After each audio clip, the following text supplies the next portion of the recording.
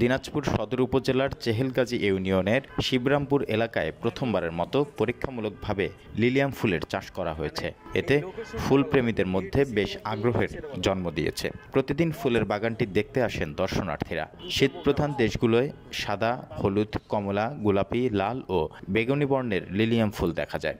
এ জাতের ফুলে ৬টি পাপড়ি থাকে, যা বেশ প্রসারিত হয়। আমি এই ফুল দেখতে আসছি আমার হাবে।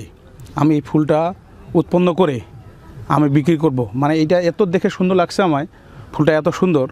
আমি কৃষকের কাছে আসছি এবং এখান থেকে আমি চারা সংগ্রহ করে আমি আমার হাপে আমার নাচাইতে আমি এই ফুল বিক্রি করব। লিলিয়াম এই ফুলটি আমার কাছে অনেক চমৎকার আসছে। লাল তীর নিয়ে আসছেন, এটা নেদারল্যান্ড থেকে। কিন্তু আমাদের এটা শুনছি নাকি 3 ডিগ্রি সেলসিয়াসে ভালো ফলন দেয়। বীজ উৎপাদনকারী প্রতিষ্ঠান লাল তীর সিড লিমিটেডের সহায়তায় শিবরামপুর এলাকায় গ্রামের কৃষক মোহাম্মদ গোলাম মোস্তফা এবার লিলিয়ামের কন্দ রোপণ করেন। রোপণের মাত্র 34 দিনেই ফুল আসে বাগানে। প্রতিটি ফুলের স্টিক 100 টাকা দাম বলছেন ব্যবসায়ীরা। এই ফুলটার নাম হচ্ছে নীলিয়াম। এটা আমরা সংগ্রহ করছি লাল তীর থেকে। লাল তীর থেকে আমাকে কাণ্ড দিছিল। আমি এটা প্রথমে একটু লাগাইছি পরীক্ষামূলক। এর চাহিদাও বেশি, যে বাজারজাত খুব চাহিদা। লোকজন তো আমাদের এখানে আসে ভিড় করতেছে প্রচুর। তো আমাদেরকে এই স্টিকটা 100 টাকা করে বলতেছে পাইকারটা। 32 দিনের মতন হয়েছে বয়স, চাহিদা ভালো। আগামীতে প্রোগ্রাম আছে আরও বাড়ার জন্য।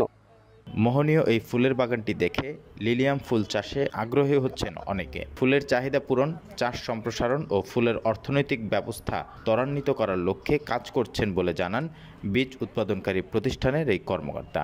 লিলিয়াম এই জাতটা আমরা এনেছি নেদারল্যান্ড থেকে। লাল তীর সিড লিমিটেড কোম্পানি এটা বাজারজাত করেছে। এটা আমরা সারা বাংলাদেশেই এবার আমরা ডেমনস্ট্রেশন দিয়েছি। এই ফুলে প্রত্যেকটা স্টিকে 6 থেকে 8টি পর্যন্ত ফুল থাকে এবং এটি একটা কন্দ বিশিষ্ট থেকে এই স্টিকটা ফুলে রূপান্তরিত হয়। আর আমাদের লাল তীর কোম্পানির উদ্দেশ্যটা হচ্ছে এই ফুলটা আগামীতে সারা বাংলাদেশে এটা আমরা মার্কেটিং করব এবং বাজারজাত করব, যাতে ফুল যারা পছন্দ করে তাদের মনোরঞ্জন হবে। পাশাপাশি যারা বিজনেস করে, ফুল চাষিরা যারা ফুল উৎপাদন করে, চাষিদের উপকৃত হবে, তারা এখান থেকে প্রফিট করবে, তারা লাভবান হবে।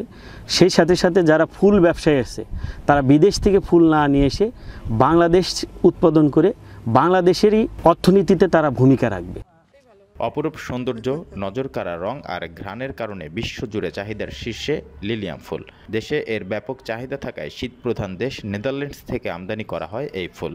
সম্প্রতি এই ফুলের বিস্তার ঘটেছে বাংলাদেশে। অন্যদিকে লিলিয়াম ফুলের চাষ সম্প্রসারণ ও বাজারজাতকরণে ফুল চাষি ও ব্যবসায়ীদের নিয়ে মাঠ দিবস সহ প্রশিক্ষণ প্রদান করা হচ্ছে।